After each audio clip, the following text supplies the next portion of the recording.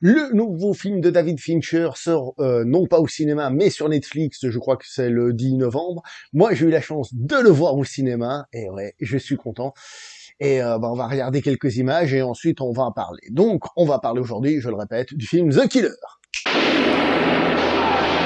Pas celui-là, évidemment, celui-là vous savez déjà qu'il faut le voir, je vous ai déjà dit 50 millions de fois qu'il était excellent, et forcément vous l'avez vu depuis. Hein. Allez, quelques images, je disais. Respecte le plan. Ne fais confiance à personne. Le nouveau film de Monsieur David Fincher. David Fincher, un réalisateur que personnellement j'aime beaucoup et je pense que beaucoup doivent beaucoup l'aimer. En tout cas, grand public, c'est quelqu'un qui a marqué sa génération avec des Seven, des Fight Club. Ensuite, il s'est un petit peu assagi, mais sans perdre la qualité avec des films comme Zodiac, par exemple, pour rester toujours dans l'aspect thriller, hein, film qui changeait radicalement avec ses œuvres précédentes, mais le monsieur n'a pas arrêté de faire, à mes yeux, du très bon cinéma. Petit souci pour moi, il s'est un petit peu trop accoquiné à Netflix, et ça, moi, ça m'enquiquine un petit peu. Alors oui, ça a permis qu'il travaille sur certaines séries, etc., etc. Mais je trouve dommage d'un point de vue cinéma, et voilà, ce film, beaucoup de gens vont le découvrir au cinéma chez nous, enfin au cinéma, non, justement, il est là le problème sur Netflix. Je vous le dis déjà, c'est un vrai film de cinéma. Et essayez, si vous le voyez sur Netflix, de le voir dans les conditions les plus cinématographiques possibles. Ce n'est certes pas le format d'origine, le format qui aurait dû être, mais essayez de vous mettre, je sais pas moi, dans le noir, avec la bonne ambiance, le bon truc, le machin. Pas la peine d'avoir le plus grand écran de l'univers, mais essayez de vous mettre dans la bonne ambiance. C'est important pour ce film. Respecte le plan. Bannis l'empathie. Ce film est un excellent représentant de quelque chose qui dérange un peu certains publics. Je m'explique. C'est un film dont certains pourront dire facilement, franchement, l'histoire, elle est pas folle, quoi. Je veux dire, il y a pas beaucoup de personnages, il se passe pas grand-chose, voilà. Et c'est un film qui appelle à faire la part des choses entre donc son histoire et son scénario. Je rappelle, l'histoire, si vous voulez, on pourrait le dire de manière très froide et très simple, c'est le personnage fait ça, puis il fait ça, puis il rencontre machin, puis il dit ça à l'autre, puis après, du coup, il fait ça. Ça, c'est l'histoire. Le scénario, c'est autre chose. C'est déjà les dialogues, la saveur des dialogues, qu'est-ce qu'il dit, mais comment c'est dit aussi, mais aussi des indications sur comment mettre en scène, quelle ambiance, etc., etc. En d'autres mots, il faut pas oublier que l'histoire, on pourrait dire que c'est une version froide, le scénario une version chaude, et le film à l'arrivée, c'est une représentation du scénario évidemment, mais avec toute la grammaire cinématographique et tout ce qui va avec, qui lui donne de la saveur. Donc c'est typiquement un film qui a une histoire relativement simple, mais qui, dans son traitement cinématographique et la manière dont c'est amené, devient, à mes yeux, très intéressant. C'est adapté d'une bande dessinée franco-belge, française même, pour être précis, je crois. Oui, oui, parce qu'il est normand, l'auteur, je dis n'importe quoi, française, pour être précis. Le petit franco-belge, c'est un format, mais c'était pour être précis. Enfin bref.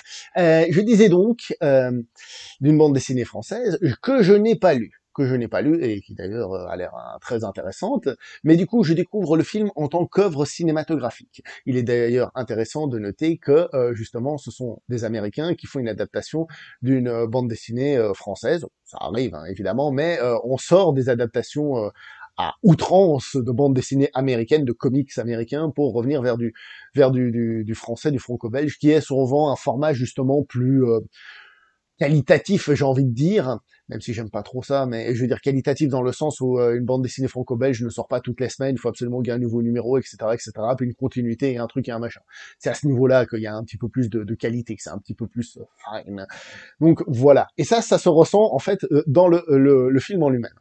Pour revenir donc et rester en fait sur le scénario, le film est intéressant à suivre par rapport à ce qui se dit à la fin du film. Ce qui se dit à la fin du film, que je ne vais pas vous raconter évidemment, est un écho à d'autres choses qui se disent et se font durant le film. Et malgré que justement le scénario a l'air d'être simple, qui nous parle d'un tueur à gages, on a déjà vu ça, enfin bref, le film a quand même un message plus profond que ça sur le contrôle de son environnement. On a l'impression de vivre le train-train quotidien. Souvent, vous verrez des gens qui sont dans le développement personnel, ah, le train-train quotidien, c'est pas bien, le train-train quotidien, vous vous embêtez, etc., etc. Alors, certes, mais c'est aussi ce qui fait qu'on a une sensation de contrôle dans notre vie et qu'on a une certaine sécurité. Après, parfois, on a tendance, pardon, à vouloir exploser cette sécurité, mais euh, le film nous réexplique à travers ce personnage qui n'est pas commun, hein, puisque vous et moi, normalement, peut-être vous l'êtes, hein, mais normalement, on n'est pas tueur à gages, hein, que je sache, comment cette vie qui semble parfaite, ordonnée, tout ça, ne l'est finalement pas. Et je vous donne des exemples dans la vie de tous les jours, alors des gros exemples, hein. Alors évidemment, on peut avoir une maladie qui arrive, etc., mais on peut penser aussi, comme j'ai dit, les gens en Ukraine, ils n'avaient pas forcément prévu de se faire bombarder, de devoir quitter leur pays, voire même pire. Les gens, enfin, je veux dire, actuellement, il y a le conflit israélo-palestinien qui repart de plus belle, peut-être que certains demandaient juste à vivre leur vie tranquillement, etc., etc. Et dans votre vie, je sais pas, moi, demain, votre supérieur décide de vous renvoyer, vous pouvez plus aller travailler, tout ce que l'on pense maîtriser dans notre vie n'est que surface. Alors ça, c'est tout un débat philosophique sur le contrôle de notre vie, ou est-ce que nous ne faisons que d'en suivre les conséquences, Spinoza et compagnie pour les fans de philosophie. On va pas rentrer là-dedans puisque c'est pas le but, mais bien que le film semble distant avec la réalité de tout un chacun, en réalité, il a, et ça on le comprend surtout à la fin, un message qui parlera à tout le monde. L'histoire du film, donc, nous raconte la vie d'un tueur à gages. Ce n'est pas nouveau dans le cinéma, et d'ailleurs, j'ai envie de vous dire que ce film peut avoir un rapprochement avec le Samouraï de Melville, hein, puisqu'on va parler évidemment de sa solitude, de son isolement, etc. Puis en plus, il se trouve qu'il a, on va dire, un chapeau qui marque le personnage, hein, qui fait partie un peu du style du personnage. Donc, on a cet aspect-là. Le film va nous montrer donc ce tueur très méthodique, très carré dans ce qu'il fait, tout est sous contrôle, ce que je vous disais avant, tout est absolument sous contrôle, il a sa méthode, c'est un méga professionnel, hein, vous verrez au long du film, hein, il a plein de trucs, d'astuces, de machins, il sait y faire, c'est un pro, un vrai de vrai. Et le film va suivre son état d'esprit, que ce soit dans la mise en scène, dans la musique et dans tout ce qui va avec. Le but du film est de nous montrer donc un personnage ultra froid et ultra méthodique, à tel point que, et c'est là qu'on vient un petit peu au scénario, le personnage, quand on va nous présenter certaines accroches émotionnelles, eh ben ce sera fait très très très rapidement, parce que c'est plus une excuse, j'ai envie de dire, pour raconter son histoire. On va pas développer autrement une relation du personnage, ses états d'âme, on va dire amoureux par exemple, ou des trucs comme ça. Non, non, non, non. On est dans un film méthodique, froid et maîtrisé. Et à ce niveau-là, c'est intéressant parce que je vous ai dit que la mise en scène et compagnie, enfin que le film en lui-même, va accompagner l'état d'esprit du personnage. Et par conséquent, on peut aussi dire de David Fincher que c'est un réalisateur froid, méthodique, etc. Et c'est pas pour rien que je le dis, c'est parce que c'est un reproche qui lui a été fait plusieurs fois, que c'était un réalisateur froid. Je me souviens que son Social Network avait été critiqué pour être vachement froid, un film vachement froid. Donc, d'une certaine manière, David Fincher se voit comme un miroir de ce tueur, dans le sens où c'est aussi quelqu'un de méthodique qui essaye de nous livrer des œuvres carrées, qui peuvent plaire ou déplaire, évidemment, mais sur lesquels il n'a pas non plus totalement le contrôle. Hein. On se souvient tous de son aventure sur Alien 3, etc., hein, qu'il n'a pas contrôlé, que depuis il a dit plus jamais. Donc, c'est intéressant tout ça, de voir tout ce détail-là.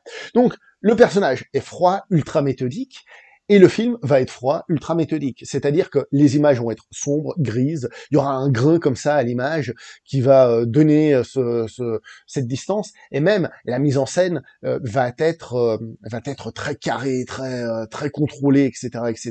C'est très très bien. Il y a un moment donné où on part sur une caméra un peu à l'épaule comme ça qui tremble, et ce moment donné, c'est le moment où le personnage se retrouve dans une situation qu'il n'a pas calculée à l'avance. Vous verrez dans le film, il arrête pas de répéter un truc, hein, c'est déjà quoi, c'est anticipe, n'improvise pas. Bah là, il se retrouve dans une situation où il n'a pas la possibilité d'anticiper, et par conséquent, là, on va avoir du caméra à l'épaule. Parce que justement, c'est un moment où le personnage perd le contrôle de la situation. Pour le reste, il va toujours être en mode calcul. En fait, c'est un intellectuel du crime, c'est beau, hein, non, c'est pas beau, mais c'est un intellectuel du meurtre, dans le sens où il va toujours être un peu en contrôle, toujours être en train d'analyser. D'ailleurs, tant qu'on y est, petit classique aussi de la psychologie, on va dire ça comme ça, quotient émotionnel, quotient intellectuel, et on dit, je sais pas si c'est encore d'actualité, s'il y a eu des nouvelles recherches depuis, mais on dit que plus on a de quotient émotionnel, moins on a de quotient intellectuel, et vice-versa. C'est-à-dire que ceux qui ressentent trop les choses n'ont pas sont trop dans l'émotion qu'ils ressentent et non pas l'analyse de la chose avec du recul pour l'analyser, justement. Tandis que d'autres personnes qui sont plus dans le calcul, dans la capacité à analyser les choses, ben justement, ils voient ça de manière trop froide. Ils voient ça, bon, alors lui, il est triste parce que si, parce que ça. Donc, on a cette opposition qui se retrouve à nouveau dans le film. Personnellement, je trouve que c'est très intéressant. La musique du film, elle, c'est pas vraiment de la musique. C'est plus des bruits. Des bruits qui vont accompagner, souvent avec ce côté un peu bourdonnement. Vous savez, on a souvent dans les films des faux silences. Vous savez, on a un silence et puis ça bourdonne derrière. Bah, en fait, on ne va pas avoir ce silence bourdonné, mais on va avoir des sons bourdonnés. Des sons qui font du bourdonnement, enfin bref, vous avez compris. Qui viennent souligner cette ambiance froide, métallique, vraiment métallique du film, cette ambiance froide, et qui viennent souligner tout ça. Il y a une scène de combat à un moment donné, ce qui fait que certains vont sans doute dire que c'est un film d'action, alors qu'il y a une scène de castagne dans tout le film, enfin il n'y a pas peut-être. Cette scène de fight, alors elle est pas parfaite, mais elle est intéressante. Elle est intéressante parce que justement la musique aide à nous faire ressentir le côté sauvage du combat. Vraiment, il y a des bruits alors qu'il n'y a même pas d'impact. Hein, ça veut dire ça ne fait pas du Mickey Mousing. Mickey Mousing, c'est quand je donne un coup, la musique fait pouiou. D'accord, par exemple. Hein, vous voyez ça dans Indiana Jones, par exemple. La musique ne fait pas de Mickey Mousing en tant que tel, mais la musique a des impacts. J'ai envie de vous dire poum, poum, qui sont pas au moment où il donne un coup de poing justement, mais qui aident à renforcer ce côté très sauvage, très primaire de ce combat. Et d'ailleurs, toute la mise en scène du combat, toute la représentation physique, la manière dont c'est filmé, est fait pour faire ressortir l'aspect violent, l'aspect froid, direct, et contact, bam, les coups font mal. C'est des coups puissants. La mise en scène en tant que telle n'est pas forcément folichonne d'un point de vue film d'action. Ça tombe bien, ce n'est pas un film d'action. Un peu sombre, la scène, j'ai trouvé d'ailleurs, peut-être que c'est le cinéma où j'étais, un peu sombre, hein, qui m'a un petit peu dérangé à ce niveau-là. Mais c'est intéressant de voir comment, même quand le film s'emballe, il s'emballe dans la maîtrise de ce qu'il essaye de faire. C'est-à-dire qu'à aucun moment, il ne perd la maîtrise de son sujet et de son idée de base. Et ça, on le veuille ou non, eh ben c'est vachement fort. Ça peut ne pas plaire, évidemment, mais c'est quand même vachement fort, j'ai trouvé. Respecte le plan. Anticipe. N'improvise pas. Un film qui est donc très tourné sur son personnage principal et sur le charisme de son acteur. Hein. Michael Fassbender, hein, d'accord, si on dit plus de manière germanique évidemment, qui interprète ce personnage très peu loquace, mais très loquace à la fois. Parce que son personnage va être un personnage très philosophe, hein, d'ailleurs il va lâcher des réflexions très philosophiques à gauche à droite, hein. Mais c'est souvent en voix off, ce qui fait que lui ne parle pas, donc c'est très loquace et peu loquace à la fois, ce qui fait que le film joue beaucoup sur le charisme de l'acteur. Peut-être que vous aimerez, peut-être que vous n'aimerez pas. Ça, c'est vous, en fonction de à quel point vous appréciez ça. Moi, j'ai trouvé l'acteur très très bon. Très très bon, parce que déjà, je l'aime bien de base, donc ça aide, hein, forcément. J'aime bien comme il passe à l'écran, je trouve qu'il dégage un charisme sans non plus tomber dans la pose, vous voyez, sans tomber dans la pose. Et ce qui est intéressant, c'est qu'il y a des scènes où il faut être capable de voir, d'analyser, j'ai envie de dire, son interprétation. Parce que comme le personnage est froid, il est carré, pas d'émotion, machin truc bidule, pas d'empathie, il le dit lui-même, il faut essayer de voir à quel moment son armure est légèrement écorchée, et cela passe par une interprétation froide et charismatique, qui passe bien à la caméra, mais avec des moments où on sent un petit doute léger. Et ça vient à travers les détails dans l'interprétation. Ce n'est pas vous voyez, c'est plus subtil que ça. Et ça, à mes yeux, ça rend le film beaucoup plus intéressant qu'il n'y paraît encore. Ce qui veut dire que le film n'est pas, comme je vous ai dit, par rapport à son discours de fin et tout ça, n'est pas simple et facile. Il est facile d'accès et il se consomme, il n'y a pas de souci. Mais en plus, il demande un petit effort de la part du spectateur, un petit effort pour voir au-delà de la première image qui est montrée. Alors je dis pas non plus que ça demande une recherche profonde, etc., etc. Mais ça demande ce petit effort en plus qui fait que le film peut être apprécié au premier degré, entre guillemets, ou un peu au deuxième degré. Ça, c'est pas vraiment au premier et deuxième degré, mais vous voyez, avec un taux de regard perçant un petit peu plus insistant. Et ça, moi, je trouve super intéressant. Pose-toi la question, qu'est-ce que j'ai à y gagner? Respecte le plan. L'empathie, c'est de la faiblesse. La faiblesse, c'est de la vulnérabilité. Voilà à quoi il faut engager de le... Dernier point, et qui peut-être peut déranger certains spectateurs, peut-être plus Netflix, si j'ai envie de dire, c'est à la maison, c'est plus compliqué, hein, voilà, etc., etc., je sais pas, c'est à vous de me dire, hein, évidemment, c'est que le film a un rythme plutôt lent, du coup. C'est un film qui va prendre son temps. Voilà, la scène d'intro, par exemple, hein, ça va prendre son temps. Et il le dit, hein, d'ailleurs, hein, au début, il vous prévient d'une certaine manière. Euh, il va prendre son temps. Donc, il faut être au courant de ça. Est-ce que je me suis fait chier une minute? La réponse est non. Pas une minute, je me suis fait chier. Hein, pas du tout. Parce que c'est un film hypnotique. Hypnotique par sa musique d'ambiance, par cette voix off qui philosophe un peu de la vie tout en te montrant le côté ultra professionnel du personnage qui a un côté fascinant, macabre. Euh, donc on est fasciné par ce qu'on regarde, enfin on est censé être fasciné, moi ça a été le cas, mais on est censé être fasciné par ce qu'on regarde, au-delà, encore une fois, peut-être de l'histoire pure à 100%, au premier degré, comme je disais. Donc un rythme lent, qui joue sur l'ambiance, sur l'atmosphère, la musique, la mise en scène, le côté froid granulé, tout ce que je vous ai dit, tout ça, ça rentre là-dedans. Et la violence, elle apparaît par petits à-coups. On est là, et poum! Grosse violence, et hop, ça se calme. À des moments, alors ça n'a pas grand-chose à voir, mais je sais pas pourquoi ça m'a évoqué ce film. Mais allez pas le voir en pensant ça, sinon vous allez être à côté de la plaque. Mais en fait, j'aurais même pas vous le dire. Mais bref, ça m'a évoqué parfois un peu Drive de Nicolas Winding Refn. Voilà ce que je vous dis.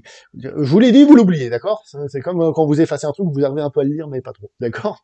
Mais dans le sens où on a ce côté classe aussi, ce côté personnage introverti. Vous voyez, on retrouve un peu certains trucs. Voilà. À l'arrivée, je trouve que c'est un excellent film, un film que j'ai personnellement beaucoup apprécié, qui sait mélanger le grand public et aussi à demander un petit peu plus. D'ailleurs, je profite, ça se voit aussi un peu dans la mise en scène. Des fois, on a des jolis plans sur des jolis décors et tout. Tu dis, ah, qu'est-ce que c'est bien, le réalisateur qui filme un peu, qui s'est un peu filmé. Et après, on retrouve cet aspect simple. Enfin bref, qui fait et du grand public et qui invite à aller voir un petit peu plus. C'est le genre de cinéma que j'apprécie parce que c'est la preuve qu'on peut faire du grand public sans faire que du grand public en mode réfléchis pas. Ça peut être du grand public qui peut t'apporter un petit truc en plus, et voilà. Le film s'inscrit classiquement dans le film de tueur à gages. On en a eu plein, hein, évidemment. Il n'empêche que c'est pour moi une énorme réussite. Et il y a plein de choses à tirer de ce film. Donc pour moi, essayez de le voir au cinéma si vous le pouvez. Hein, honnêtement, si vous le pouvez. C'est une frontière, hein, je dis ça comme ça. Hein, si vous êtes près d'une zone. Ou alors, bon, bah sur Netflix, dans les conditions les plus proches du cinéma, franchement, pour moi, c'est un des films qui fait vraiment plaisir à voir. Et je sais, ça c'est moi, hein, que si je le vois sur Netflix, à la télé, ce sera pas la même ambiance. Mais ça c'est moi, peut-être que vous n'avez pas besoin de ça. Mais moi, au cinéma, là, ça m'a fait vraiment plaisir et vraiment du bien. Et cette année contient quand même des films vachement bien, je trouve. Elle n'est pas encore finie. Et il y a quand même pas mal de très bons films qui sont sortis. On va pas se plaindre, hein. Allez, soit prochainement pour une prochaine vidéo, like, partage, tout ça, vous le saviez déjà. Allez, ciao, hasta la vista, baby.